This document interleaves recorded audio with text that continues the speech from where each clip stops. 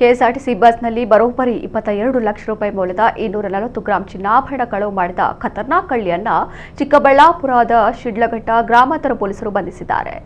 ಆಂಧ್ರಪ್ರದೇಶದ ಕುಪ್ಪಂ ಮೂಲದ ಮೀನಾ ಬಂಧಿತ ಕಳ್ಳಿ ಚಿಂತಾಮಣಿ ತಾಲೂಕಿನ ತಳಗವಾರ ಗ್ರಾಮದ ವನಜಾಕ್ಷಿ ಎಂಬವರು ದೇವಸ್ಥಾನಕ್ಕೆ ಹೋಗುವ ಸಲುವಾಗಿ ಶಿಡ್ಲಘಟ್ಟ ತಾಲೂಕಿನ ಜಂಗಮಕೋಟೆ ಕ್ರಾಸ್ನಿಂದ ಸೂಲಿಬೆಲೆಗೆ ತೆರಳಲು ಬಸ್ ಹತ್ತುತ್ತಿದ್ದಂಥ ವೇಳೆ ಚಿನ್ನಾಭರಣ ಕಳವು ಮಾಡಲಾಗಿತ್ತು. ಈ ಬಗ್ಗೆ ಪ್ರಕರಣ ದಾಖಲಿಸಿಕೊಂಡಿದ್ದ ಶಿಡ್ಲಘಟ್ಟ ಗ್ರಾಮಾಂತರ ಪೊಲೀಸರು ತನಿಖೆ ನಡೆಸಿ ಕಳ್ಳಿಯನ್ನ ಬಂಧಿಸುವಲ್ಲಿ ಯಶಸ್ವಿಯಾಗಿದ್ದಾರೆ. ಆಕೆಯಿಂದ ಚಿನ್ನಾಭರಣವನ್ನ ವಶಪಡಿಸಿಕೊಂಡಿದ್ದಾರೆ.